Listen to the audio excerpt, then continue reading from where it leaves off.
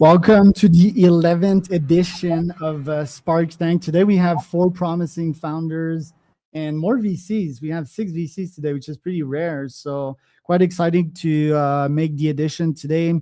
Each founder is going to have 3 minutes pitch, and the investors are going to have about 2 minutes to ask them questions or give them feedback on their decks. So I'm glad to have my friend Chris on today. Chris, maybe you can start with a quick round of intro. Yeah, hi, my name's Chris, calling you from Australia. I'm the founder and CEO of Common Layer, which I'll explain in my pitch. Chris McKenna. Chris McKenna, I'm the founder and CEO of Tardigrade Industries, making protective eyewear. Anisha. Hi, my name is Anisha Bhandari. I'm the co-founder and CEO of Checkout AI. We're an agentic commerce platform. And then maybe we can go with Conrad because he's on the founder side. Quick intro about yourself, dude.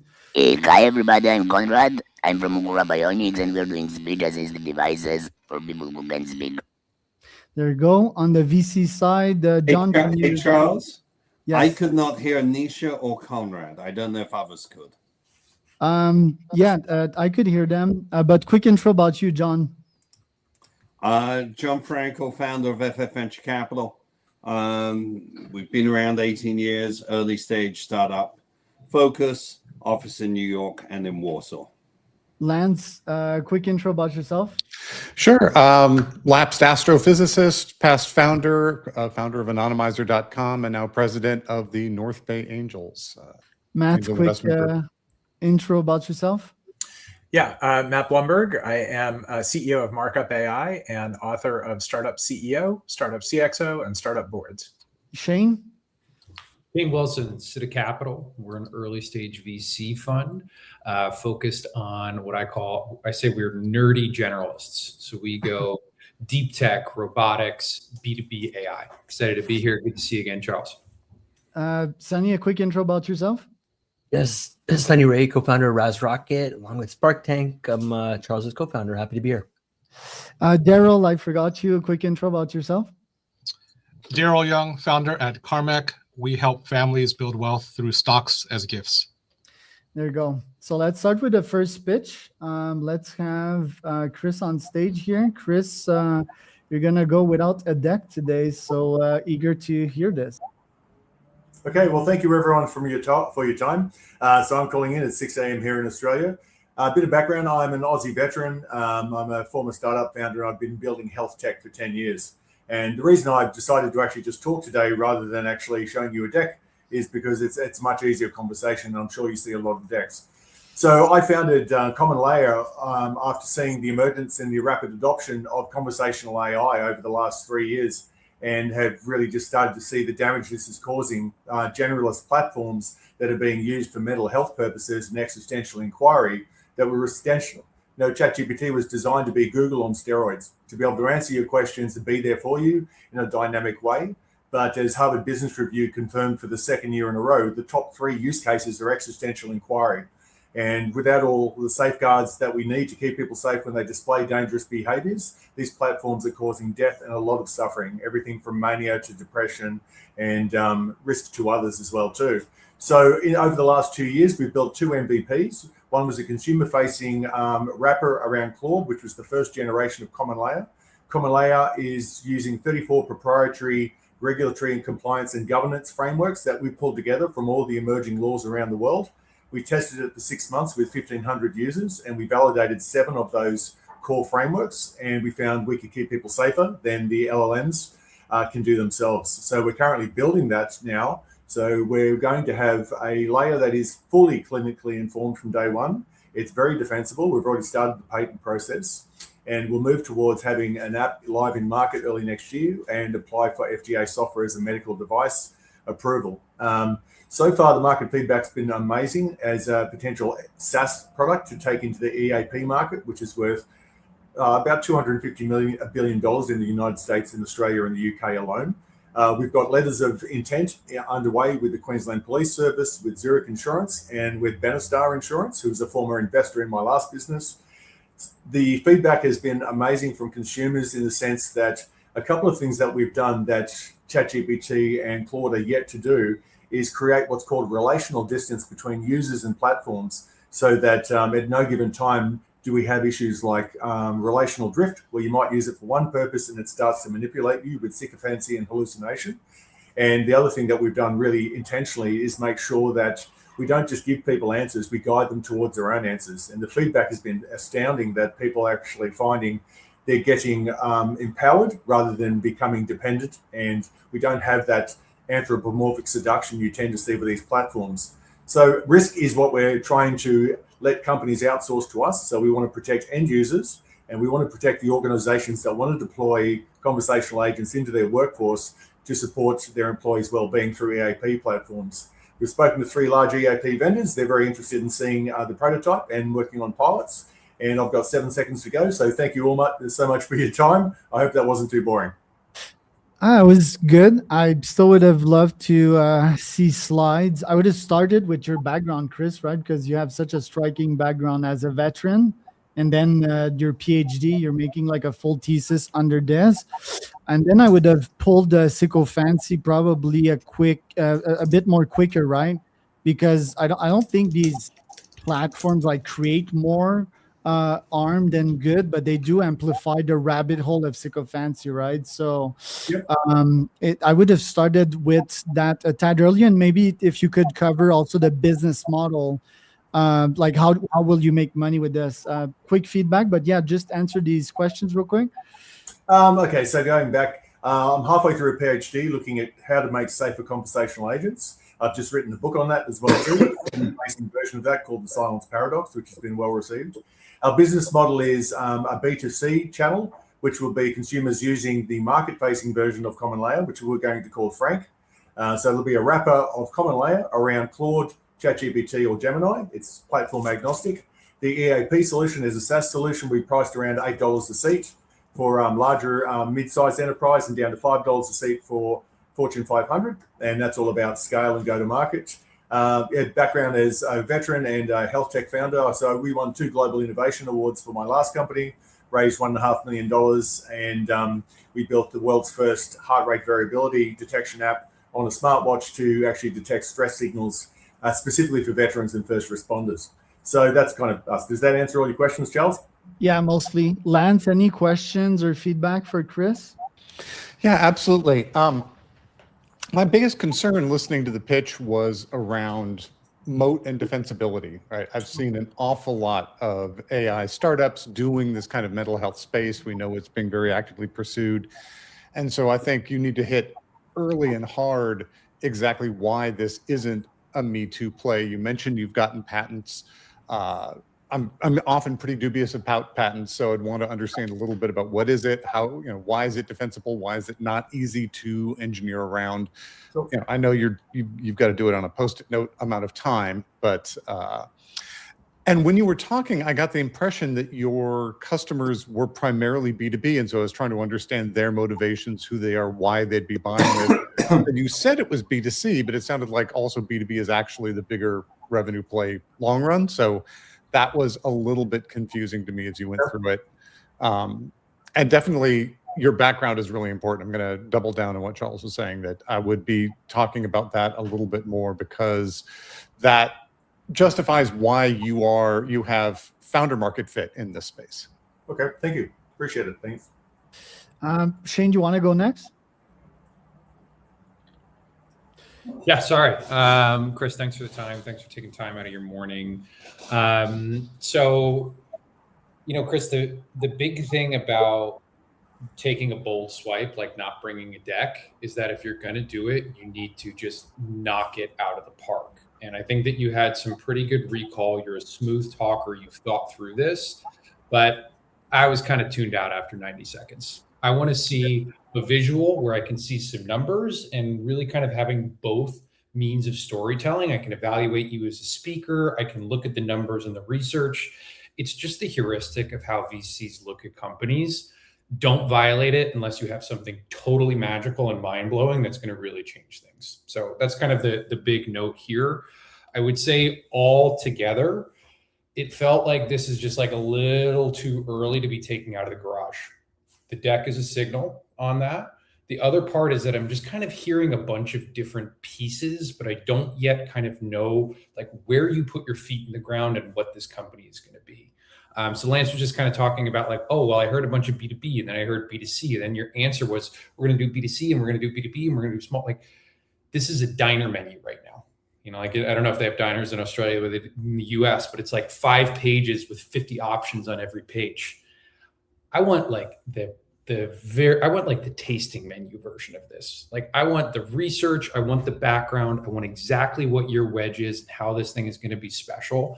That's the kind of conviction and focus that makes me confident to invest in an early stage. So there's a lot here. I think you probably have enough parts. It's about really focusing on what the most important ones are and developing those in the short amount of time you have. All right, there you go. Let's see here, Matt. John, Yeah. you're I'm now back and I can hear folks. So I think it's really interesting, but it's really early. And when you're really early, you can go in 20 different directions because you don't actually have customers. And so in your head, you've got everything sort of well designed, but then you need to be able to articulate it so other people can get the understanding in a short period of time. So a deck is really a very short story arc that you can share this with people. And most investors are, I'll use the term 4-year-olds. They have the attention span of a 4-year-old. And so you really kind of want to boil it down and make it very simple. And you have to pick a path. The visuals help. I don't know if the app is built or if you have schematics or the like, but you really want to explain to people how it's going to work. And there's much more than just a concept. I think the regulatory wrapper can provide some protection, but we've seen the generalist platforms go after each of the what we thought were defensible wrappers one by one. And then, the last piece here, it really is the liability, right? We've seen a lot of teams kind of, use these types of services and end up getting in a bad place. So, what is your, how you managing that liability other than just saying we're going to be safer and better? So just some thoughts. Thank you, John. Matt, any thoughts on your end? You can unmute yourself. By the way, I'm going to mute you. Okay, perfect. Yeah. +1 on a couple things. Always good to look at things. I would say, the sort of the point about looking at a demo, I'll broaden the scope a little bit and just say the cost of starting something is so small these days that I think most people, by the time you're pitching them, expect to see some product and actually some users and some traction and, and sort of demonstrated metrics and product market fit and maybe even some revenue. So I'm not quite sure where you are on that journey, but if you have that, it's good to show it and talk about it. And if you don't have it, then you may be a little bit early. For me, I would say the 2 biggest things that I sort of took away that I was left wanting more. One, why won't the models just do this or kill you? Or does that mean that they're the customer? Are you providing them with safety tools? They all certainly have the capacity to use, pay for, and acquire or acqui-hire companies that are doing that. And then I definitely left confused on the model. You talked about B2C, but you talked about EAPs and insurers. So for me, I prefer the very simple, like, who is paying you? What are they paying? What's the job to be done? What are they paying you for? Sunny? Yeah, I guess my one question, Chris, was going to be around how do you prove it? I guess to buyers and to regulators, essentially, right? That your layer is materially safer. That was any answer to that? Yes, we've actually engaged red teams to actually use the 3 platforms and then 2 of the platforms with our layer wrapped around it, and we've validated the fact that a good example is ChatGPT is only really responding to and triaging about 35% of dangerous behaviors on their platform. And when we wrapped ours around it, it was at 65%, and that's only with 7 of the 34 variables that we've already built, that we intend to build. So yeah, we know it's safer. Isn't it like the one-liner, like you're the tech suicide hotline, like or one-liner around that you're like you prevent bad shit from happening, and you're at an API form? What do you think about that, Chris? I wouldn't say anything about a suicide hotline. I mean, at the end of the day, we're trying to minimize the risk. We're never going to remove risk. OpenAI said specifically 1.25 million people a week are displaying dangerous behaviors, and they're doing more, which is great. But we'll never totally minimize and reduce all of that. And we're certainly not going to be a suicide hotline. We do have a human in the loop solution we're building, but at the end of the day, it's reducing the risk as much as manageable and feasible at the time with the technology available to us. Yeah. I'm not saying like that should be a bit, but something around that to have like the 4-year-old brain understand like this, like, oh, that's where we can relate to, and that's where you bridge it to the other side. But dude, thanks for coming today. We're going to have the second Chris pitch us today, Chris McKenna this time. We can see your screen, Chris, so you can start pitching. Okay, great. So before I show you what we built, I'll just tell you who built it. So I've been a law enforcement officer since 1999, kind of retired out in 2022. So I've worn the gear. I've been in situations where the gap between life and injury is millimeters. So it's not a theoretical problem for me. It's a lived one. I'm also an inventor, a published author, patent holder. Built some companies across different platforms, been told I see problems differently. So what Iron Sight is, what happens when somebody who has actually worn the eyewear, felt the threat, and has the technical background to do something about it, finally does it. This is our model soldier wearing our Iron Sight pair of eyewear. And if you could see, the aesthetic actually complements the helmet that he's wearing. So our vision is to protect yours. A protection gap that's been hiding in plain sight. So basically the standard right now for eyewear is 660 feet per second. That's your current eyewear. A combat helmet's more up to 22 to 2400. 14% of all battlefield injuries are ocular, yet the eyes represent less than 0.1% of the body surface, and that's being generous. A 10-year study from the Department of Defense did show $25 billion in ocular injuries, which 43% of that was directly from IED fragmentation. But now we have these things called drones. So the Ukraine conflict shows that even 22% of any head neck casualties, they're occurring despite a helmet, or a combat helmet, because the FPV drones have been outpacing the eyewear standards or any type of ballistic armor standard. What we finally come up with after some time is a one-frame, three-stack solution. What you'd see here is the Iron Sight Lite, which this is an immediate market entry product that can go into and compete currently with what's on the market. We can up it to do a different stack where you have a mid threat and a high threat. So obviously there's 3 different price points, 3 different protection levels, but we can gradually scale that as adoption requires. The solution, as you can see, we're here with the Iron Sight Lite at the standard, and the heavy is within 2,400 feet per second. Patented, very compliant, 100% man-made. American made, sorry. The traction is where it really gets juicy. We've already completed a Navy IWTSD contract. We have traction with DEVCOM Soldier Center. We have engagement with PEO. We have congressional engagement. We've actually requested a 5 million plus up to submit across 4 offices. We have international distribution in place.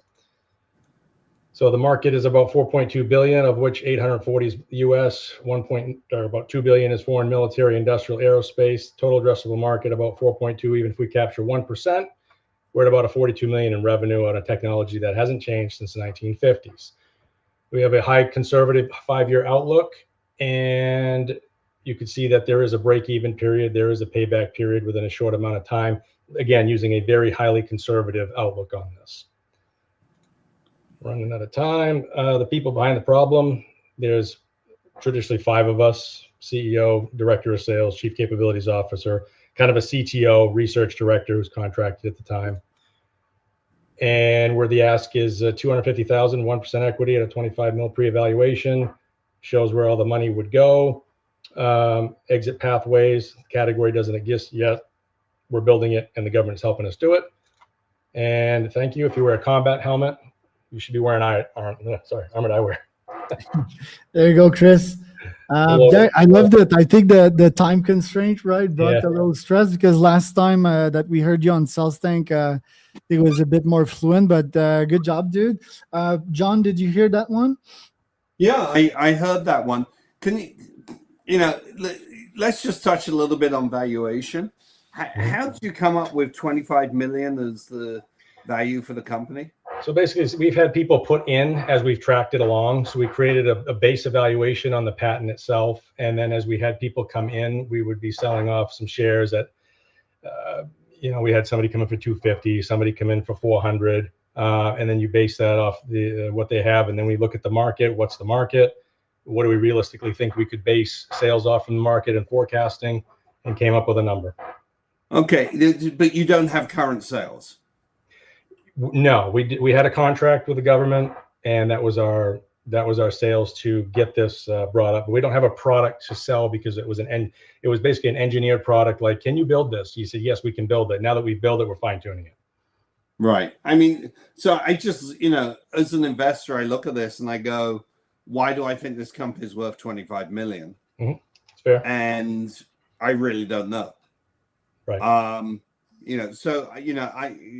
My general rule of thumb is where you have a company that has revenue, right? You take next year's revenue and you kind of multiply it by 4. And if it's more than that, you start asking a lot of questions as to why. And there can be reasons why. And maybe it should be less than that. But, when do you think you'll start hitting revenue? I'm sorry? When do you think you'll start booking revenues? I would say once we get the stack closed and we can actually build the product, probably within 12 months. Okay. And the 250,000, how much runway does that give you? That gives me about 6 months. Okay. So it's a short raise. Yeah. Sorry, go ahead. As an investor, I'm putting money in, not just on the risk of the company, but on the risk that you're going to raise more money. Yes.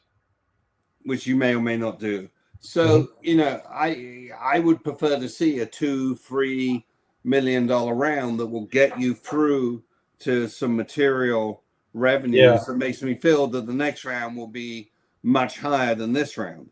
John, you hit it. And I brought this round down just because what I'm trying to do, there's 2 pieces to it. Basically, the first piece is get the thing done in either in a small, not with tooling where you'd spend, the $100,000 for a steel tool, but get it to where I can show somebody. Because to you, as an investor, would you rather see something and hold it in your hand and be able to put it on your face than you pump $2 million down on something? I mean, we're more software investors, so that's more difficult to do. Right. But yes, I understand it. But that then brings me to why we're talking about 25 million and not 2.5 million, right? On the ask side, on the valuation because SpaceX side. just IPO'd at 83x trading value. I think that's the why. There you go. Yeah, but anyway. Hey, let's go to the next one. Good point, John. Lance, Please. Any questions or comments? Always have questions and comments. So it sounds like the primary customer is going to be direct to DoD, or do you think you're a subcontractor? Are there other substantial markets out there that you can reach? Many substantial markets. You have industrial markets, mining operations, oil rigs, that type of stuff. OSHA. I mean, if OSHA decides that this is something that is needed, arc flash, there's so many different markets for it. But then you have the law enforcement market, you have the firefighter, the first responder. Basically what we've done is we've taken the eyewear out of being just safety and fashion. It's a real tangible item that when you wear, you're going to save your eyeball. Got it. Okay. For outsiders, I would nail down sort of you talk a little bit about the feet per second number, but just looking at that deck, that's not going to jump out at me as kind of where the customer sees the importance of what they're looking for, exactly where those thresholds are. Right. So make sure you're capturing that. I thought the best number there was the amount of money that they spend on eye injuries, right? Yeah. That's a nice solid number, demonstrates some market opportunity. But I am wondering, what is the market demanding? You've got these 3 different levels. You're saying if OSHA makes these requirements, but kind of for now, I don't necessarily want to bet on them putting in regulations. No. I'd want to understand, where is the sweet spot in terms of what they're trying to get, and what are the alternatives? We didn't really talk about competition, but obviously people have been trying to protect their eyes from things for a long time. You can make the argument that it's not good enough, but what is it? How compelling is that that case that they need to be stepping up to this? And what's the cost difference, right? How much are you asking someone to pay for that marginal protection? Can you answer these, Chris? What? Can Chris answer these questions? Sure, I can stop. So the first one basically is that the reason why we put in the light threat is because it's immediate cash, low-hanging fruit, because it's competing with what's already out there. As the adoption phase goes on, and we say, no, you should probably be wearing this, but we have this to swim into the marketplace immediately through what's called APEL. So, and it's the same chassis, it's the same design, same tooling, same molds. It doesn't cost us anything to do that. But while we get the adoption going, we have a product we can get in, and then it gets adoption on uniformity, gets in compliance with their regulatory, and it gets into the equipment and the I'm at a loss for the word, but the supply chain. So that's why. Right. Yeah, ideally, you end up with, certainly at least in the government, you get IDIQ contracts or whatever kinds of structures. Hey, Chris, let's go to the next Lance. Sorry, let's go to the next investor. Okay, Chris, I had one question and comment. Not sure if you guys agree with that, but I'm always in favor, Chris, of you starting with your background. Because the human attention is on you, your face. Mm-hmm. We see like all of that in your background, and to me, again, it would help to know that you're an ex-law enforcement, right? And you're just like obsessed with that. I think that's like how you should start, and not like a boring slide.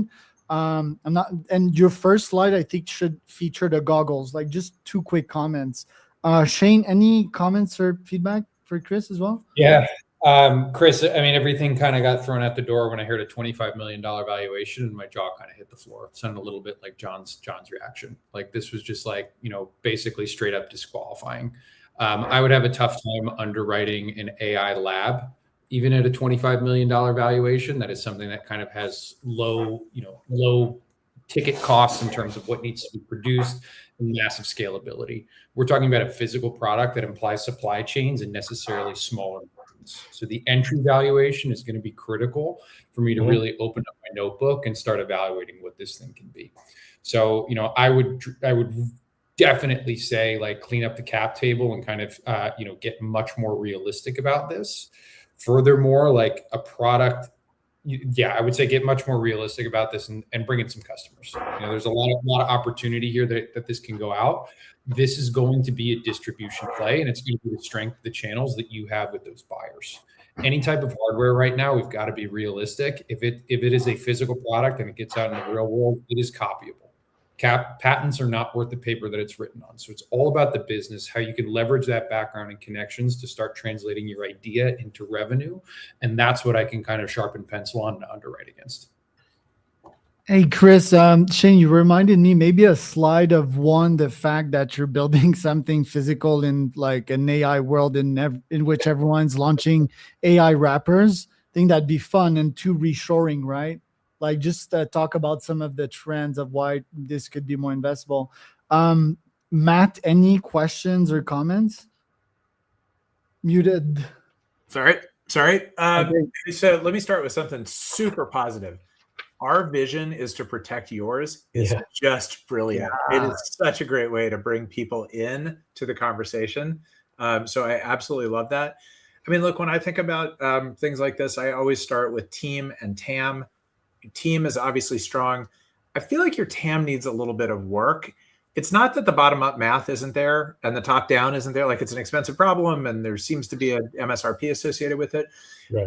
But willingness to pay matters as a really significant component of TAM analysis. And that was a little unclear whether there's enough willingness to pay.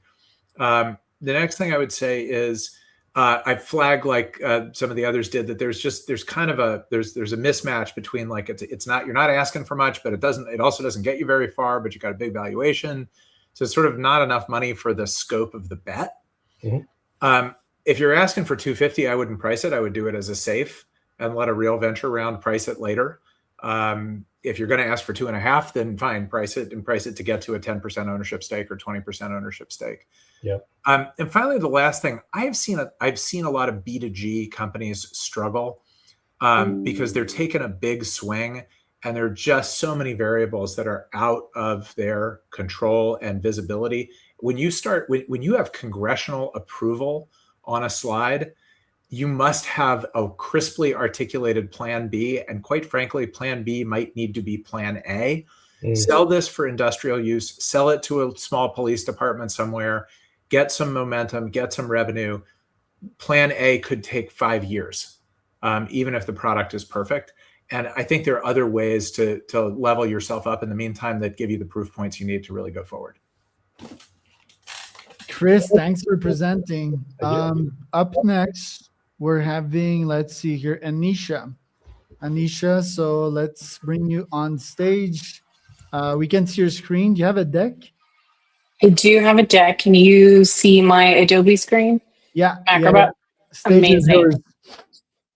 Okay, well, thank you everybody for your time. My name is Anisha Bhandari. I'm the co-founder and CEO of Checkout AI. Just real quick, my background, I am a former Google engineering manager. And prior to that, I was working in private equity at Ares Capital. I am a Georgia Tech computer science graduate, as well as a Stanford GSB League graduate. So I have quite a big background when it comes to scaling companies and working in big tech.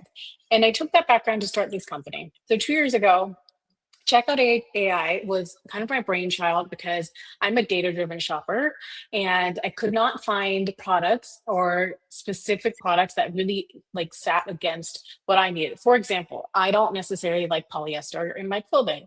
So if I'm looking for clothing without polyester, I have to go down deep rabbit holes.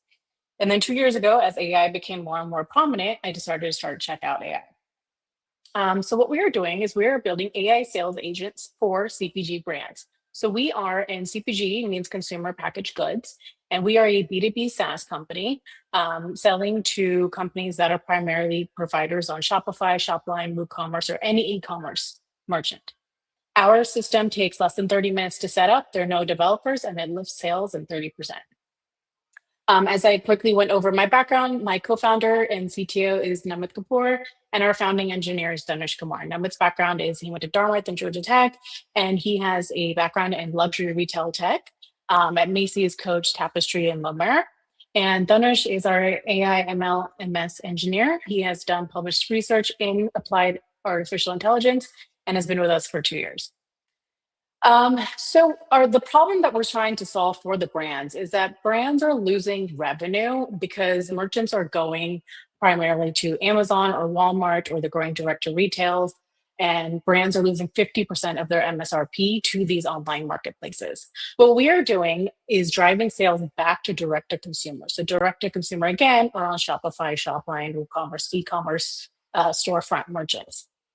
When a shopper shops through an e-commerce store, they get more personalized recognition on the product that they're looking for. And in return, the brand gets customer insights and customer data intelligence. This is huge because the current mechanisms out there, such as Tido and Gorgeous, they're post-sale analytics. And what we provide is pre-sale analytics. We provide you with customer discovery.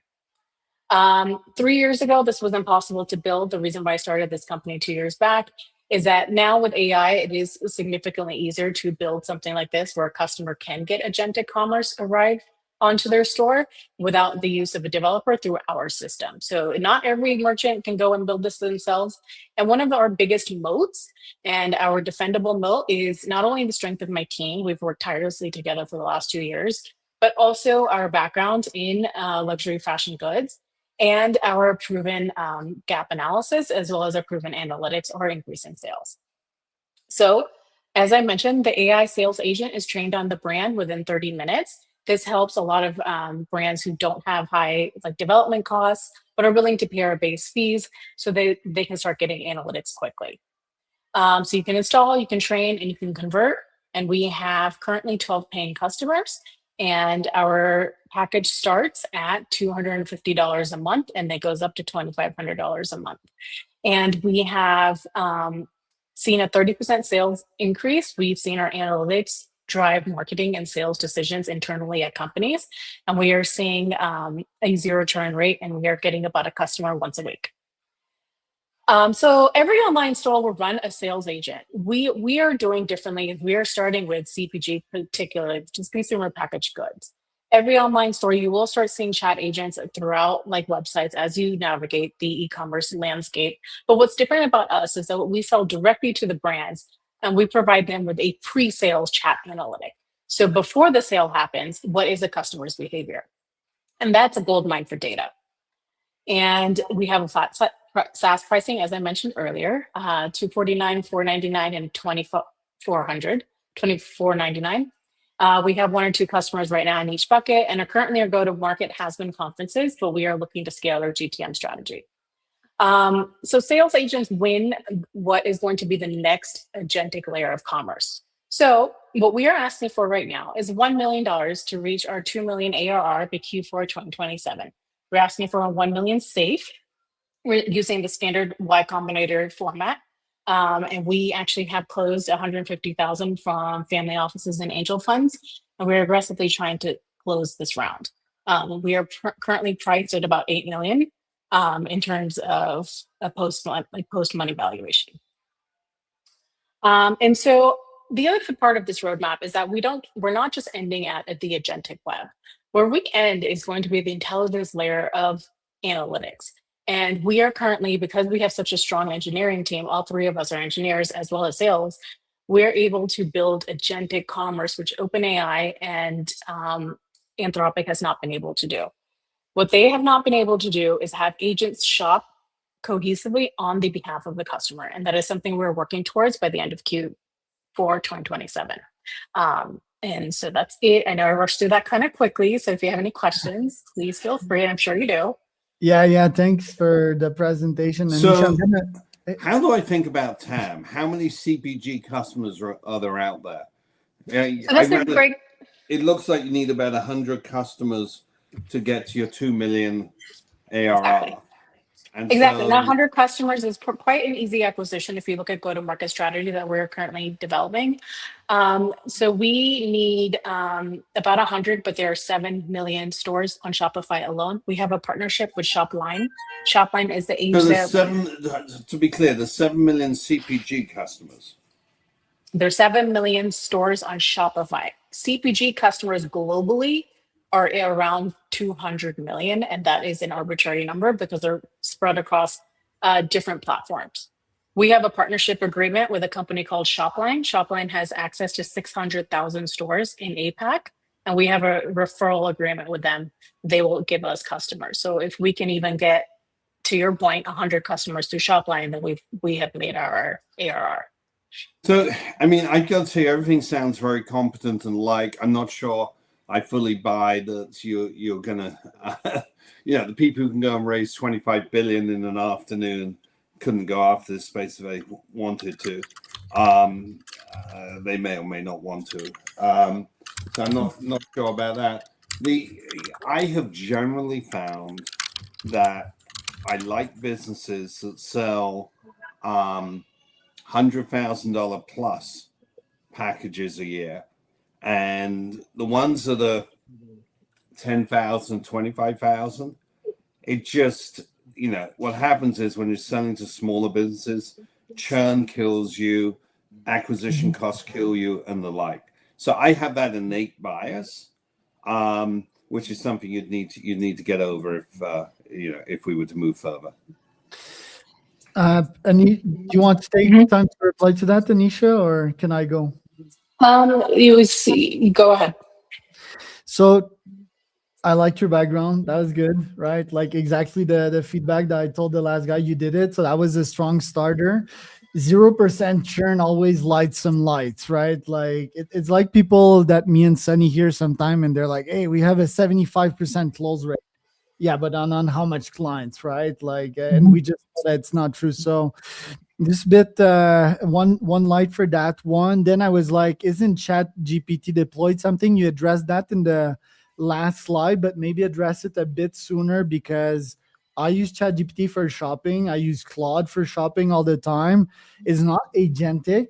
I don't want it to be agentic because I don't want to order like 10 of $1,000 item and mess up my order, right? But I had this, and this is connected to my next point. I think it'd be nice to have like a quick gift type of demo of like what you do precisely, right? Because I wasn't sure if it was shopper side or business side. And just like John mentioned earlier, like the four-year-old brain, right? Just like to start from the get-go, understanding what you do. And then my favorite slide was, I'm raising 1 million to do 2 million ARR. I'm going to steal that. I think that's incredibly smart. So you did a good job there. Do you want to address some of these points? Yeah. So I'll start with John first. So John, to your point about getting the $100,000 packages, given that I have a background in enterprise and having worked in enterprise, I do agree with you that tire kickers are not going to be worth our time. I mean, we like gave out tire kicker pilots to companies that were like less than $500,000 a year in ARR, and they were terrible to work with. So going after the bigger clients, I do agree with that. But that's why, and I failed to mention this, we do have a custom offering. We have a custom package offering that does start at that point. I sold one last year for 50,000. We could go higher, but it's something where I don't want to put so much of my engineers' time right now because we have a turnkey solution. Our turnkey solution is in and out, $500, and I lock people into an annual contract. If I put you on an annual contract, I have no churn, right? So my goal is to get people in on an annual contract in the turnkey, which is less than 30 minutes of setup. It releases my engineers' time, and I can move on to the next customer. The $100,000 contracts, while they may sound nice, is also a time suck for us to do the implementation. So I'm very selective about where I want to go for the $100,000 contracts. And then having to sell to enterprise at that level, I'm trying to strategically get into innovation and retail innovation rounds and offices of like Target and Walmart and Ulta, but it's been a bit of a struggle, but we're working on that. All right, let's go to your next VC. Lance, any questions, comments? Yeah, absolutely. I thought great job on selling the founder market fit for your team. I thought that was really strong. It seems like one of the key aspects of this is that you want consumers to be shifting from going to the Amazons and the large sort of aggregated resellers back to the original manufacturers, the people's own store, the brand store. I'd want to see some evidence that works, that when they have this ability to tie in the AI, that you're seeing the consumer behavior or some other information about the economics for the businesses. You sort of gave the pain point on how much they're losing and the overhead, but not necessarily that the customers that are adopting you are seeing those benefits. And with a dozen of them, you should be getting some reasonable data there. And I would really like to see some information about the go-to-market strategy that is scalable. I think that the first few customers that you get, always you're going to do whatever you need to do to get them, and conferences are great. But some testing that shows that you understand what your CAC is going to be going forward would be, I think, helpful. Yeah. Okay, that's helpful. I don't think there's anything really there for me to address. Lance, do you have a No, that was just feedback. Okay, thank you. Matt, actually Shane, any feedback or questions for Anisha? Yeah, Anisha, I thought you did your homework. This was a solid pitch. You kind of hit the key notes that you need to hit as you go through this. When I kind of, the subtext of that language is this is someone who has it together and I can probably trust as an operator. So good job on that. I'm not too plugged in, I'm not super plugged into e-commerce, but I do know that I've seen some competitors in this space, and I think some competitive positioning would strengthen the pitch such that I can kind of understand exactly where your wedge is, who you're going to beat, why you're going to beat them. This is a fairly asset light opportunity where there are a lot of people who are going to, if they are not already there, are entering pretty quickly. Lastly, I thought that you landed the plane pretty well towards the end when you said, we're raising $1 million to get to 2 million in revenue. This is our valuation. 1, 2, 3, stop. Don't relitigate. You might have had some extra time on the clock, and you went back in and started talking about Claude, et cetera. When you stick the landing, and don't give people another chance to rethink it. Pause, wait, let them react. But I think in terms of presentation caliber and preparation, it's one of the better ones that I've seen here on the show. Matt? Yeah, I'll start by saying I'm a big fan. I think you did a great job, and I love the concept. I agree with much of what has been said. I particularly want to key in on, some of the things Lance said. So look, the problem is clear. The need is clear. The fact that, you think you can help eroding margins with an upside of customer discovery is great. And it was totally unclear how you're going to help the brands actually get consumers back, as opposed to when they do, you have a good solution for them. I've heard this space called conversational commerce before. I'm not sure if that's how you think of it or not. And what I would say is that, it's good that your implementation cycle is short. I have a good friend that started a business and ran a business in this space, and it didn't really work. I mean, he sort of got to $1 million of ARR, and then it kind of sputtered because, and hopefully this is something you can take away as an action item, even though he could demonstrate to clients that AOV was up, that LTV was up, he fell short because it's not that it was a bad idea, it's that it wasn't a big enough one. That it couldn't get enough throughput on the entirety of their customer base and enough customers back in the door. So it just got, his sale got bogged down in priorities, proof of concept, adoption. And I worry a little bit that is the same for you. So I think the linkage there is around how you can demonstrably get a brand's customers back to them, not what you do with them once they're there.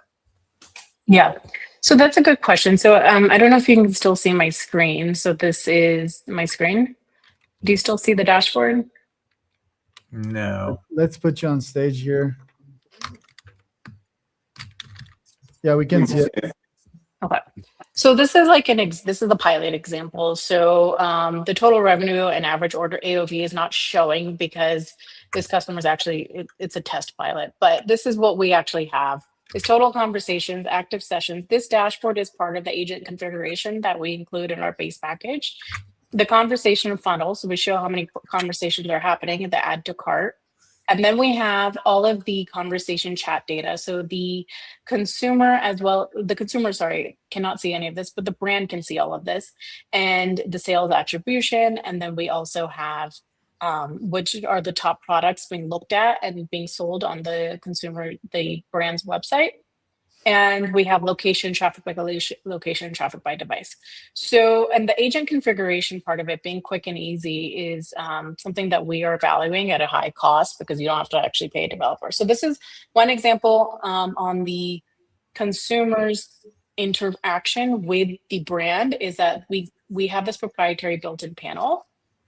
And this proprietary built-in panel helps the buyer make a choice for what they want to purchase.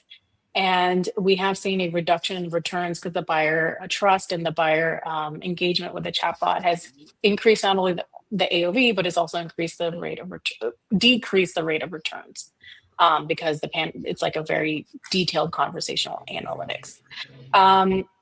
To your point, I think we could have a deeper conversation offline with what you're just saying, Matt, because I think it's important to understand like what went wrong with the other company. And I would like to learn more about that. Yeah, and my point is that I think you're proving that you can optimize something really well. What I'm worried is that you're optimizing a shrinking piece of their business without demonstrating that you can actually grow or stop the shrinking of the piece of business. And if what you're doing is optimizing a shrinking piece of their business, you're going to struggle to get onto their radar as a priority.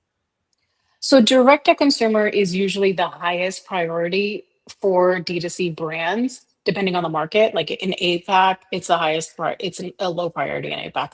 But actually in the Americas, it's a high priority because the cost of Amazon, Ulta, Walmart is 50% of the MSRP. So they do have site traffic coming to the direct to consumer site, but they're unable to convert. Or they're unable to understand why the consumer is leaving. And so that's where we can fill the gap. But what we do not do is we don't drive site traffic. We're not a site optimization. No, I understand that. Anyway, that's why my friend's business didn't do well at the end of the day. So take that as just a cautionary note. Sunny, any questions, feedback for Anisha? Yeah, but a great job, Anisha. Wow, you crushed it. It's amazing. And also all the VCs this week, Charles. I'm super impressed. All the feedback's been just next level. I guess my question was the 100 customers, right? So you're doing one a week, 100 merchants for 500. I guess how do we get to that? If you do the numbers, it doesn't quite add up to that by December, right? So what kind of GTM plans do you have in place? Yeah. That's a very good question. That's one a week organically without any GTM strategy in place. So the first and foremost and highest priority for the investment round that we get, even if I get a check tomorrow for 100,000, that's going to go towards marketing. Then I could probably close this in like 3 months. So the GTM strategy is continuing to go to conferences. It is continuing to do LinkedIn outreach, which has been our biggest like conversion rate, and then paid ads on Shopify, paid ads on Shopline, so that the merchants directly on Shopify and Shopline can see our existing app and come to us that way. And then we also have incentives. So if I have a little bit more monetary cushion, I am right now giving 1 month free trial on an annual subscription, but I would like to bump that to 2 months free so it won't cost as much. So if I do 2 months free on an annual subscription, I can probably bring in more customers with the 2 month freebie and then be able to convert that way. But I need more cushion financially to be able to do that. Hey, Charles, before we move on, I need one more question quickly. So John brought it up a little bit, and I felt like you kind of rushed through it, but the pink elephant in the room is this OpenAI Anthropic threat, right? Can you double click on that one? Like, why on earth would they not lean into this? Yeah, so OpenAI has come and dipped their toes into agentic commerce as well as just having a online like marketplace. OpenAI is not been successfully been able to do it across all of the merchants, and they don't have a mechanism for the brands and the merchants as of right now to tweak how OpenAI talks to the consumer. So what we have is an ability to set up an agent where the merchant can go in and add in all of their proprietary product information and be able to customize the agent's response to the customer and have control over that. So what we're giving merchants is control. And that is in and of itself a gold mine because we're also building everything on Google Gemini. And right now, Google Gemini is, when you come through us, we increase your search index on Google Gemini shopping because everything we build is on GCP.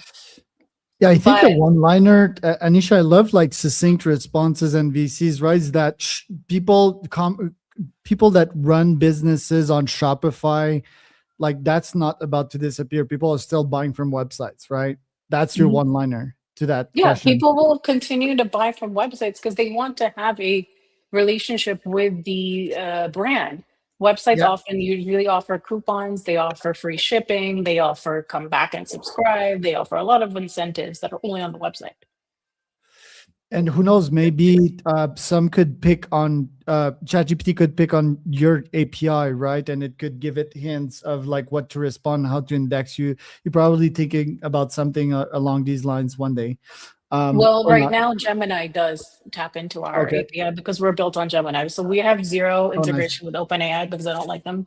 And we have zero integration with Anthropic because I think Anthropic overdoes things. But sorry. Anyway. Thank you. Thank you for your pitch. Let's go to the next contender. It's definitely a special one. Put some headphones just to hear Conrad succinctly and clearly. Conrad has a very special business and like the perfect founder product market fit. So Conrad, you can go ahead. The stage is yours. Hi everybody, I hope you can hear me well because, 8 years ago, I lost my voice due to laryngeal cancer and now I'm speaking with the device my company did. And Deborah, Nathaniel, Paul, Dave, they're all enjoying full and active professional and private life despite being deprived of the voice because of the laryngeal cancer. So, you all know how voice is important for you. In how much would you pay if your wife would lose a voice and she would not be able to say I love you to you? That's why our solution, we've worked on this for the last 3 years. Our electronic larynx that we put next to the neck have a unique sound and vibration generation mechanism and complex emotion button. So before that, people were not able to explore emotions. So the old devices they sounded like that.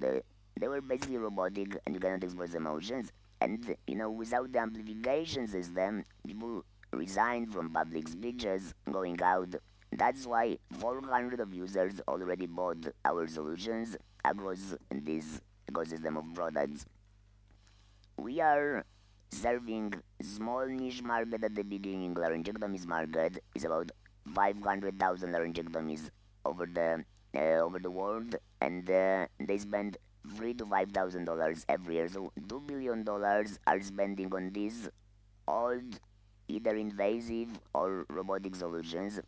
But once we'll solve this problem in 4 years, we are aiming at the bigger market, building hardware for speech, because software for speech, almost all of you heard about 11 Labs, about other software companies, but nobody is building actually the hardware layer for emotional connection. So once we solve this super difficult problem for people who don't have their natural voice, they don't have their larynx, that's why we will dominate even the bigger market. So I told you about the robotic voices, but the dominating device is an implantable device, a piece of plastic in your throat that you have to replace every 3 months because of trachea and fungi.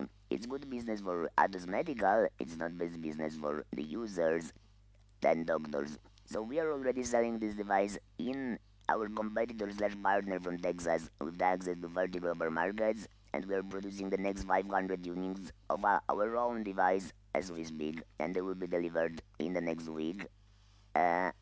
We started as consumer electronic because of it was much faster way to the market, and we started in the US when we will be transitioning to premium devices next. Me and Marek, we know each other for 8 years from the university. We are both technical founders. Rupal actually invented this field. She was our advisor, and I spent the last 1 year in Boston with her, while Magic take care about IP, regulatory market. It's a very small team, like about 7 people in total, but a very smart, small hardware team. We are not here racing now, but we will be from September. So right now, all the shares are in the hands of founders. The next 3 months, we are mainly selling and developing our premium version for singing. And I would love to talk to you. What do you think about it? Invite you to a concert once it will be in New York, Boston, San Francisco. But so far, we are starting with Warsaw. We are from Europe, but with strong ties to both East Coast and West Coast ecosystem. Thank you so much. I love it, Conrad.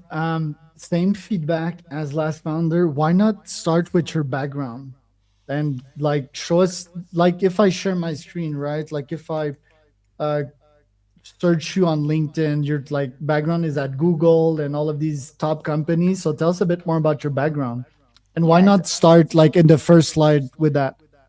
Very good question. So I started with my personal story. That's the most important background. I mean, all of the the both community leaders, other laryngectomists, other people with speech disabilities, they love me. They invite me to all the events at my main sales channels. But the fact that I got the PhD in cognitive sciences, the doctors and speech therapists, I will be at the biggest surgeon conference in Boston in the next month, and they basically invite me where they do not invite salesmen from these big old companies. I love it, dude. Let's see here. Yeah, John. Yeah. Hey, John. So a couple of thoughts. One is we have an investment in a Ukraine company called Respeecher, and Respeecher has been used by Disney, Sony, etc. Very high end quality of voice cloning, and I think there's a product here where they can work with people like yourself who's lost voice, and they can take past recordings and build your synthetic voice. So if you're interested in partnering with them, I'm happy to connect you. John, thanks so much, but that's a small field, so we all know each other. Oh, so excellent. I know guys from Respeecher, but we've got a short episode of possible collaboration about 2 years ago. We didn't found a feed between their software, our hardware. Now we are in talks with 11 Labs, the Polish they also have very good software. Both of these companies are great software companies, but they lack the optimized hardware. I mean, there is a piece of I've tested singing because we're doing this concert. I tested both Respeecher and 11 Labs today, with converting my voice to a singing voice, but there is still latency. It has to go down below 50 milliseconds, and it has to give you the full emotions. I mean, because people still think that the voice is only transferring the words, and the measures used to optimize are like just measuring the voice quality, how many words. But they also measure emotion as well, and So again, if I would spend a little bit more time with them because they've done things like de-aging Mark Hamill's voice to produce all that kind of stuff. Incredible stuff. Yeah. So that's number one. Number two, this is a niche market, and you need to make sure you're pitching to people who know this market. As this is just not an area of focus for us, so it's very difficult for us to understand addressable market, competition, what's differentiated, and the like. And so I think being very selective about the VCs that you end up talking to is important. And then I suspect, at the earlier stages, finding angels or family offices where there are individuals who have the same situation. They will understand it. They will be able to set it in context, and they will have an emotional connection that the financial investor won't have. Love it. Let's go with Lance. Any questions, feedback? Yeah, so I was trying to understand the market opportunity, and you said, I think that it's a $2 billion market in just sort of dealing with the laryngeal issues. So that's the amount that's being spent on sort of devices that are substitutable with that you're replacing? So basically, there are three groups of products. One group of products are electronic larynges of the similar category of we are doing. It's about 400 million. The other group is voice prosthesis. It's about 400 million as well. The alternative is invasive implant. A lot of money is in breathing products. So I put it all together because usually companies do put it together. And we are also developing another product in this area of breathing. So I breathe through my neck, stomach. So when we... Shouldn't you start with one, Conrad? Yeah, we are starting with one. As you know, when I'm showing the target market, I'm showing electrolarynx, it's 400 million. But when I'm showing the laryngectomy, it's a bigger one. But that's a very good point. That's a very good point. Yeah. I was a little confused about what that market opportunity exactly was. And I'm going to double down on that thought that you want to be talking to the right kind of audience, because I'm not familiar with the different particular kinds of technologies that are out there and how they affect things. 3 minutes is not nearly enough time to bring me up to speed on the subtleties of how do these things work, why one versus the other, how do you fit into that ecosystem. And you talked about sort of, and we can take this technology and expand it in this direction. I didn't really follow why, because I'm picturing something that's very specific to this condition. And the areas you were talking about expanding into didn't seem like obvious extensions. And you talked a lot about the emotional tone, but didn't really talk about how this works. That, is it a, you're re-simulating the voice, or how does that happen? I kind of feel like maybe there was a higher level, 50,000 foot viewpoint of what the heck is this thing and how does it fit in that I kind of missed. And so therefore I was always playing catch up in the pitch. David, thanks so much for this feedback. I mean, I was trying to balance this, but that's also what Charles told me, that, that for example, the old ones, they gave you the super robotic voice, but our got like the modes of controlling the pitch of the voice, which is the underlying of all the emotions. So like the basic signal of electrolarynx and the way how we do it is like kind of unique. And the other unique feature is the sound itself, the sound delivery mechanism. So basically I put it next to my neck, and the sound is coming through the different type of mechanism. And the other part is I putting my finger on, and the higher I put it, the higher it is, and the lower it is, and that's and the transfer function inside the device is unique, and the transduction mechanism between the neck and the device is unique. Yeah, just like one slide that explains it, right? Because we don't have your brain, Conrad. Shane, any feedback or questions? Yeah, Conrad. So I too want to really kind of double click into the hardware a little bit. So we do deep tech, we do hard tech. And I think like if I'm going to kind of set the scene for your product, there have been a ton of advances in synthetic voice technology. There are a lot of people who could use synthetic voice, but there's a hardware gap between this huge moment over here and a huge acute need over here. So really helping us understand what's special about your hardware is what's going to kind of have an aha for me. So like we just kind of saw a flash of the PCB board. I want to know like, or do you guys have to like tape out your own semi chip to kind of reduce lag and have a sufficient latency? That's one vector this thing could go.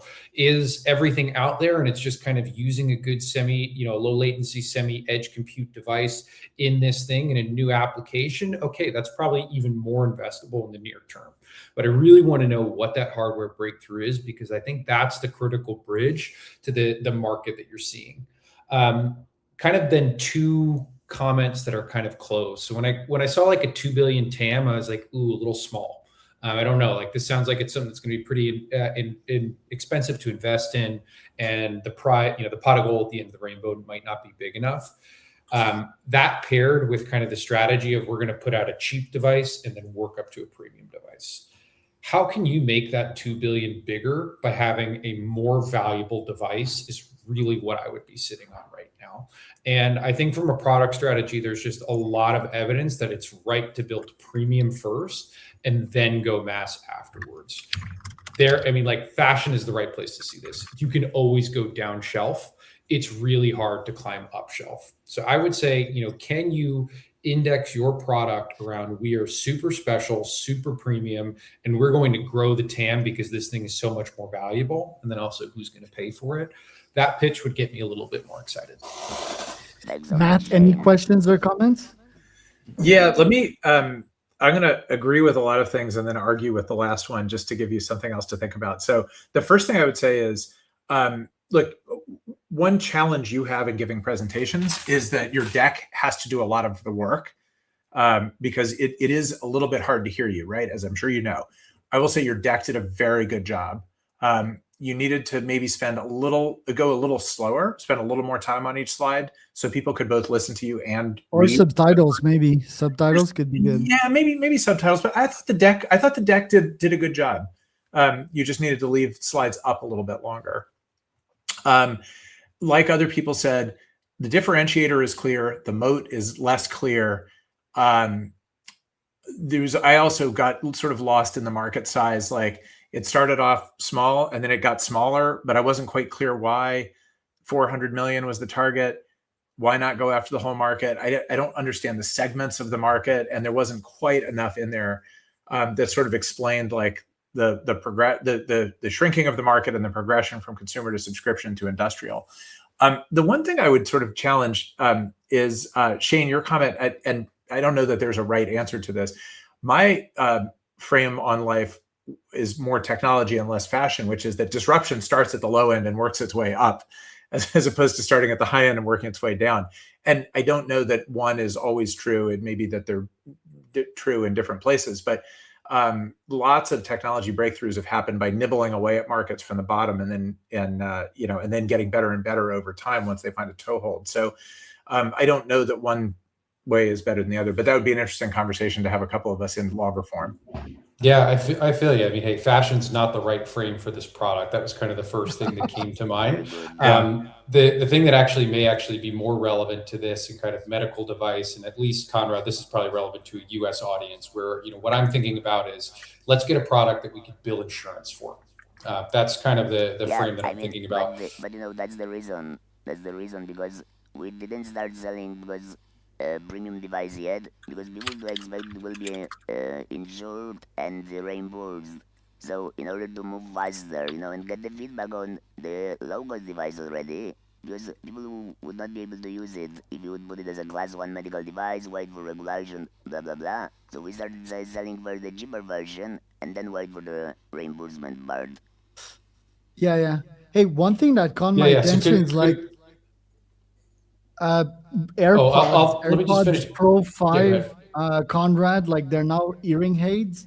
I'm not sure if you've checked that. That caught my attention. Not sure how it relates to your thing, and not sure if it's a naive question, but is there like a Neuralink moment to it in which you go from injury to actually optimization and like some Yeah. kind of flywheel for VC? And again, it's naive questions, but what do you think? I mean, there is this problem will be solved only if other people would like to wear device. I mean, if we would have the small device that all the people would like to wear to have the communication with agents and with others quicker. So yeah, there is this moment, and probably 4 to 5 years from now it will happen by us or by others.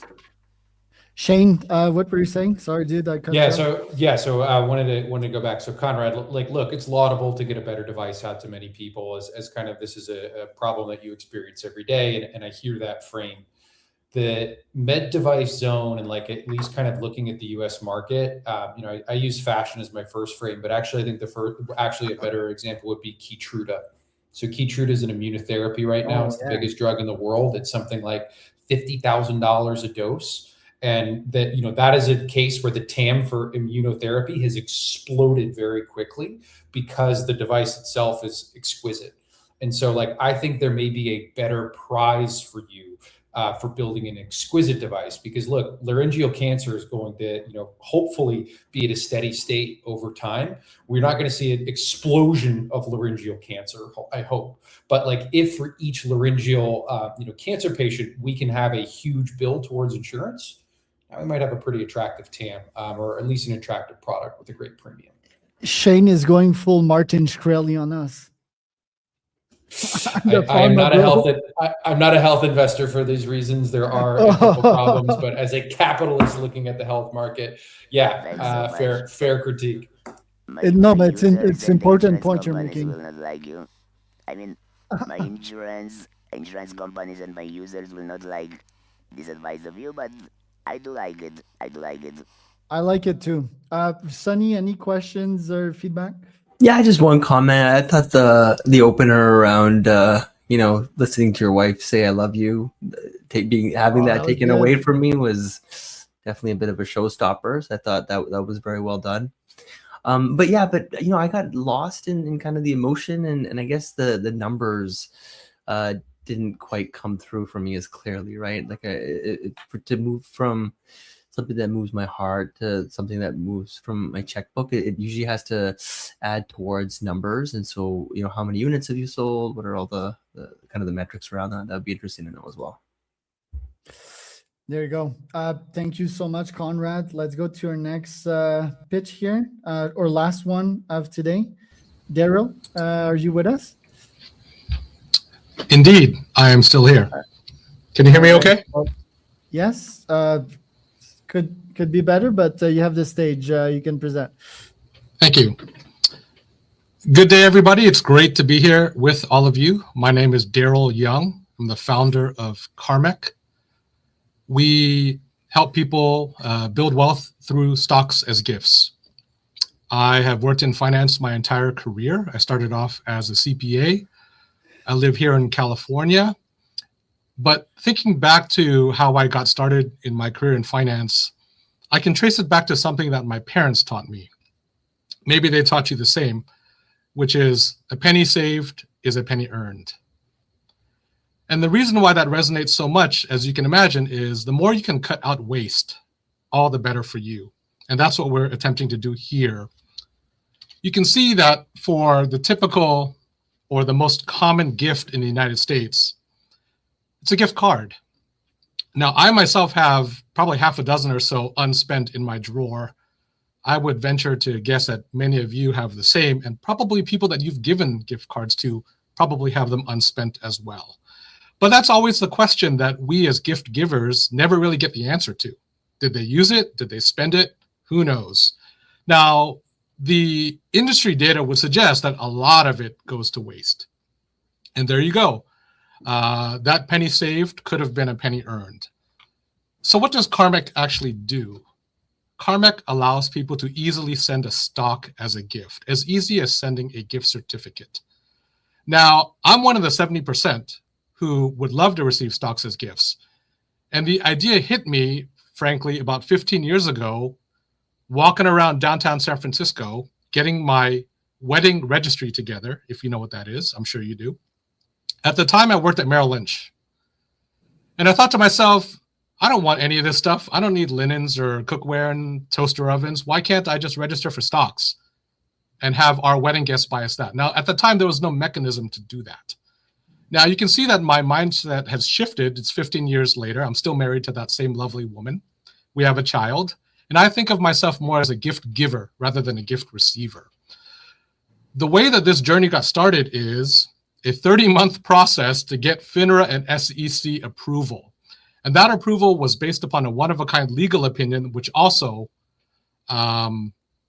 took quite a while to get. To give you some stat on that, I used to have hair. When I started the process, I had hair. Now, you see here that this forms something of a moat for us, because anybody who wants to get into this business would have to go through the same rigors, and there's no real way to jump the line.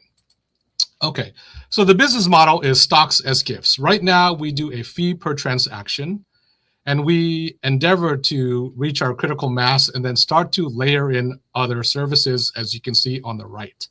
So things like wealth management, being able to white label our API to other providers. And you can imagine that stocks as gifts is just the tip of the iceberg. Now, of course, it works for graduations, birthdays, holiday season, and whatnot, but it also works for things like loyalty programs for credit cards. It also works for things like scholarships, any group that wants to transmit value from one party to another.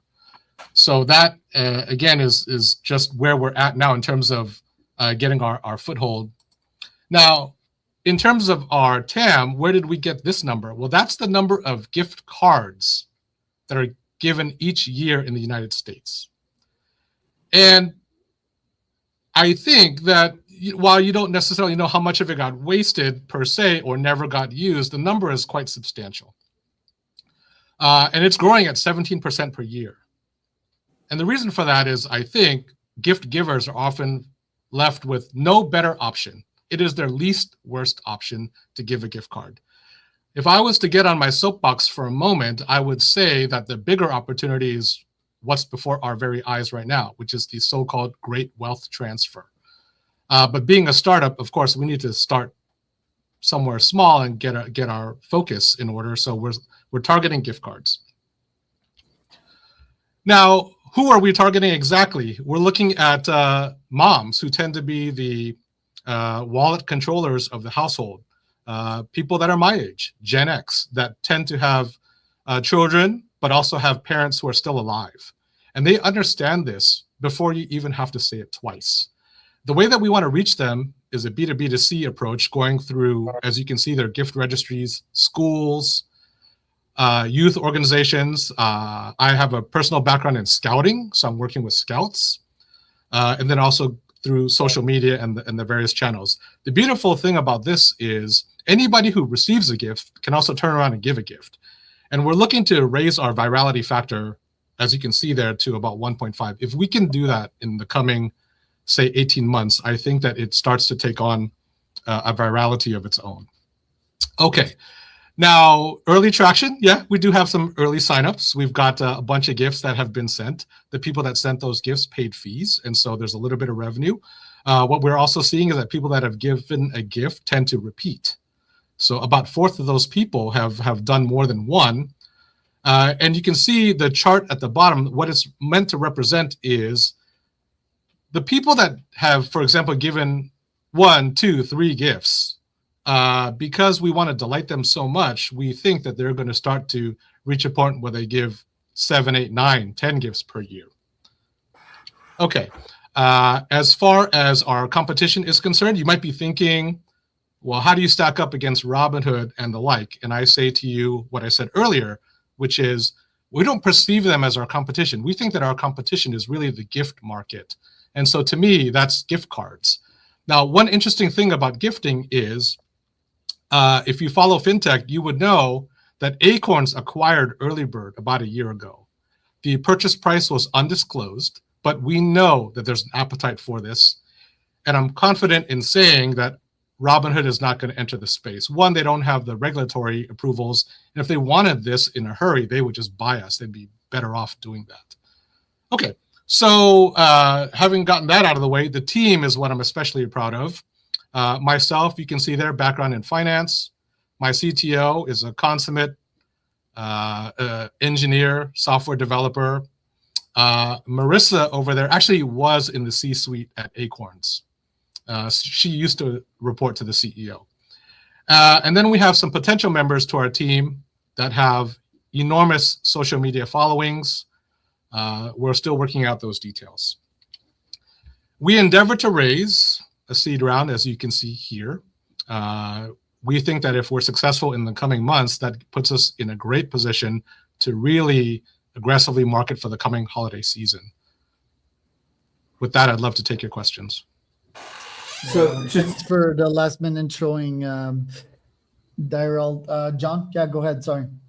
Yeah, just a couple of thoughts. One is the gift card business makes a lot of money on breakage. Your model is not based on breakage. Yeah, I thought the presentation was very clear, though the one thing in the back of my mind was, if a recipient, does the recipient have to open an account? When does the recipient have to open an account? You know, can they help leave the gift card in a drawer? Maybe they get the card when they're born or 5, you know, from a grandparent. When does it actually go into a brokerage account, and where would that brokerage account be? So that piece wasn't clear. The breakage aspect, which is a big part of gift card business model, I don't think works in your case, but it ties into that last point. And then, you know, there's just a lot of acquisition cost, and that, you know, how do you think of CAC here?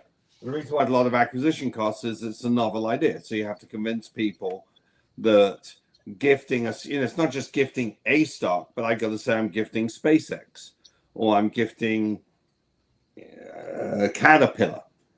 And what if, you know, you got to think half the time between the point you gift $100 of SpaceX and they receive it, the stock's up, but also half the time the stock's down. And what's the psychological impact of that?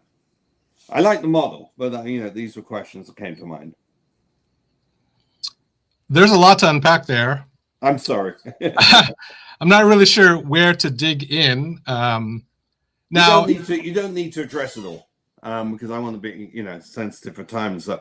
So just pick 1 or 2 points that you want to address. Sure. Insofar as customer acquisition cost, we think that we could get it down to south of $10. Okay. Insofar as the ability to fulfill the gift, is there some friction there?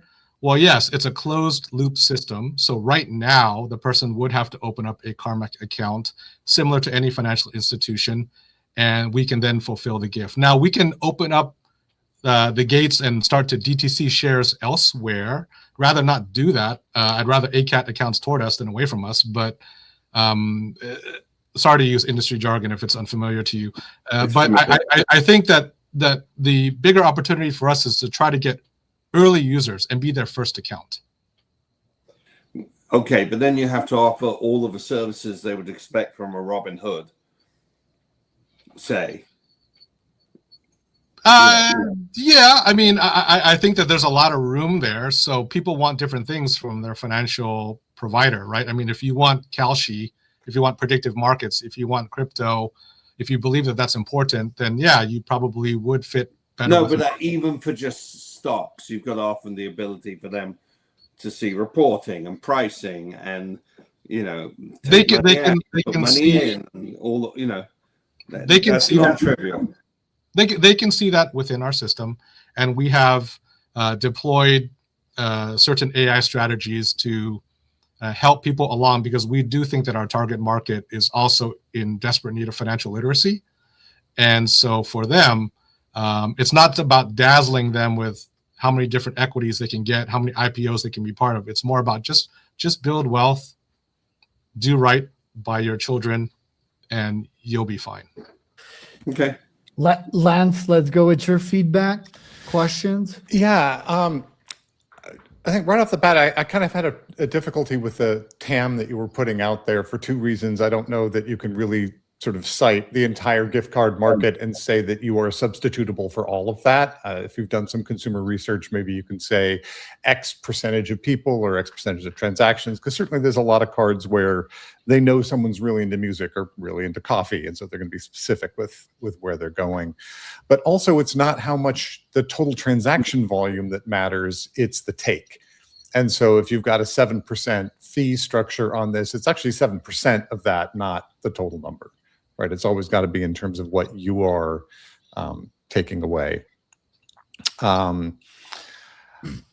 That K factor is huge, right? If this is viral and it takes off, 1.5 would be gigantic. And as soon as you achieve that, you never need to talk to funders again, right? This is just going to go to the moon. So the question is, why should I believe that number? Because that's a pretty bold kind of claim. And there's a bunch of things that you said in here that you throw up a number on the screen, but then your words would say, we think we can get to, which makes me wonder, where are you now? And how plausible is that reach, right? I mean, I'm advising someone who's got a physical product, and he's saying, we can get from losing 10% on every transaction on Amazon to making 30% margins, and I'm just really dubious. Yeah, I appreciate all of those comments. I would say you're right on the TAM, because if you're really just looking at the breakage or the number of people that just went to a gift card because they had no better idea, that's true. And as you can see here, what we really think is our obtainable market is a much smaller figure. Now, insofar as where did I get the competition with gift cards, why do I keep saying we think? Well, owing to my background, I began my career as a CPA, and I'm a really horrible liar.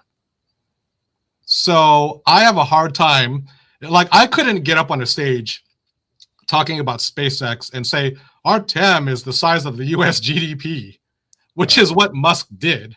So I'm like, a more reasonable figure for us is this, which I believe is achievable. Right. So, and I'm not saying necessarily that I wanted you to be giving different numbers, but in a couple of these cases, a because would have been a great word next. So that, you'd say, we're going to get here. And I'm like, why are you going to get there? We're going to get there because we did this experiment. We've done this little test. We spent $200 here and see that, our CAC is there and we're going to have this return. But you're super early stage. I know none of this is going to be bulletproof. The only thing I know about your financial projections is they are hilariously wrong. Because it's garbage in, garbage out. You're too early. But I want to understand why you got there and why you think the things. Hey, so I'm going to actually comes from a Yahoo Ipsos survey that was done several years ago. And it ultimately concluded that about 2/3 of Americans would be thrilled to receive stocks as gifts. And I count myself among them. Well, is like free money? Is that the question? Like everyone would like to receive free money, right? Like, or I mean, well, a gift has two parties, right? The giver and the receiver. And the giver, of course, doesn't want to feel like their money was wasted. That's why every time you get a gift, you also get a gift receipt with it, because I'd rather you exchange it than just never use it. That's the gift giver's dilemma. The receiver, of course, is like, well, this is more stuff. I can put this in the bottom of my drawer, a bottle of wine that I may never drink, or I can maybe just get something a little more useful. Yes. Let me give you some feedback, Daryl, because I think the cause is great, right? Like I wish I would have had the financial education when I was younger. I think that's great. The part in which you lost me as a guy that's more on the younger spectrum of things is like gift cards. I buy them like once a year. I'm not sure if I got the gift cards argument much. It's more like gift your kids stock that I can get behind. Then I checked out, the website itself. I tried to try it, but it seems like it's not fully working. So that was a flag for me. It's like 7 years you've invested in that. Nowadays you can vibe code stuff, right? And make everything functional and beautiful and modern in like minutes. So, and also like, why are you raising right now if you're like 7 years in? That was also a question that I had for you. Well, we're not really 7 years in. The approval itself, as I mentioned, took 30 months. It's just a tough slog. And so I would effectively say that we're maybe a year and a half in, and this is at a point where the product itself is built and stable. To your point, you're right. We were trying to mess around with the landing page in recent days. Not great timing for somebody who wanted to go take a look at it. And so I apologize for that. I think you kind of stumbled upon something I hope that nobody would see. But it'll be fixed in like no worries, dude. It's part of the game. But just one last point, right? Like me and Sunny are big on like one-liners, and I'm not saying that's what you should do. But again, I'd love the John point, which is 4 years old brain, right? Like just double clicking on that's like the Robin Hood of gifting stocks to your kid. Isn't that like a one-liner? And also on this side of things, I'm not even a Robinhood user, right? Like I invest in my own companies. I don't really think that the public stock market is like, it's not very intriguing to me. But even as a non-user of it, my brain couldn't stop screaming Robinhood, Robinhood, Robinhood throughout the pitch, right? So, and then you said to address the elephant in the room, Robinhood should just acquire us. Like, dude, I don't think Robinhood gives any shit about your company right now, and I think they could build it in like days. And yes, there is like a compliance and getting the regulations and all of that, but they have a full department to do it, right? And that would be potentially less complicated for them to do it. So what is your moat against these guys? It's like the famous question of OpenAI. What is protecting your business from them not replacing you, right? And I felt that didn't address the elephant in the room. I would have loved to hear like a better answer. If you have one, you can give it to me, by the way.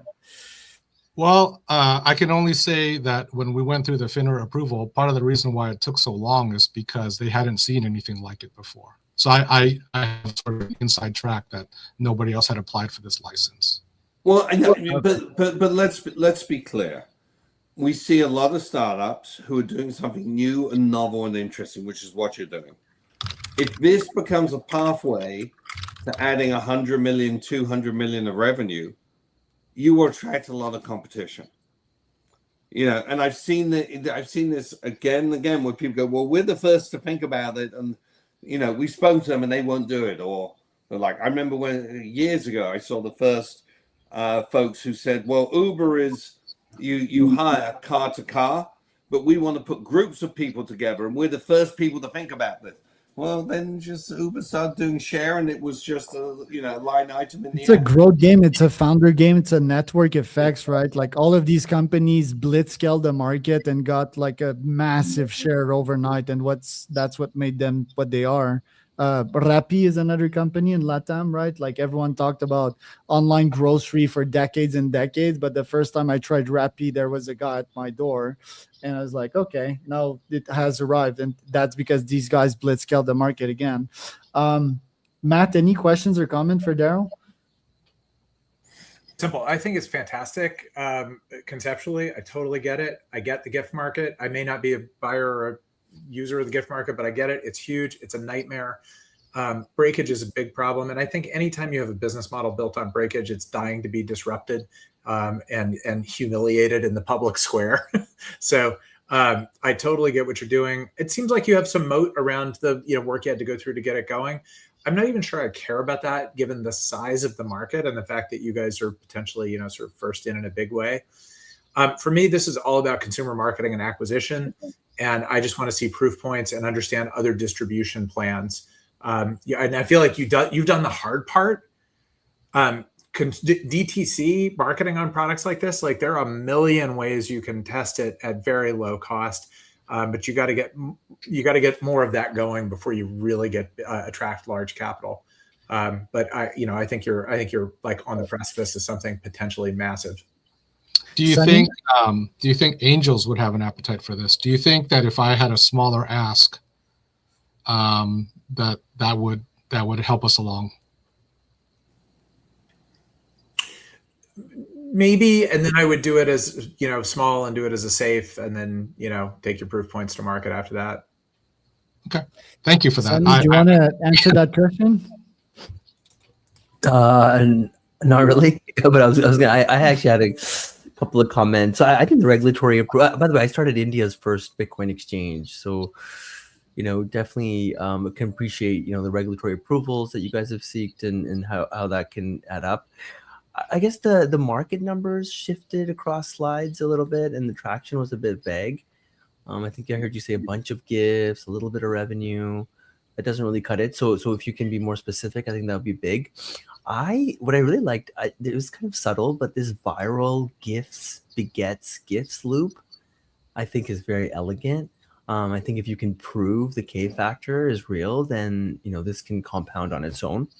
And just to leave it with one, I guess, kind of point was, with regard to regulators, they still require KYC, obviously, before anyone truly owns a security, right? So I was wondering, does tokenization, so I don't know if you've been looking at Alpaca, they recently partnered with Kraken, a lot of the big guys, and Binance, but does tokenization actually remove the onboarding friction, or does it just move it essentially to the claim step? Like, where exactly does the recipient hit the KYC wall, I guess, is my deeper question.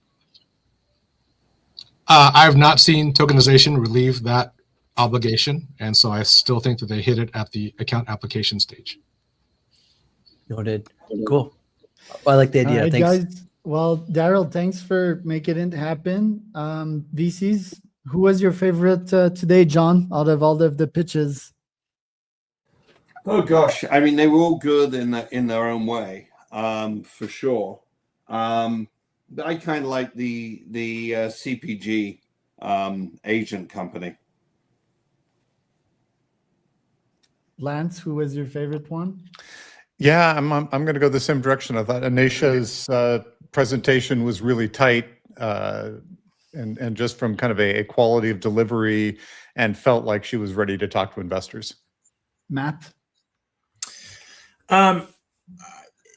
I think I agree. Those can be good businesses. I'm going to say there were two others I liked a little bit more, although I think they both have some work to do. One is the eyewear business. I'm sorry, I didn't write down everybody's name.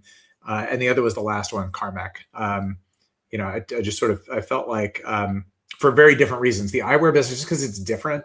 It doesn't feel like it's playing in the same space that everyone else in the world is that I see every day, 100 of.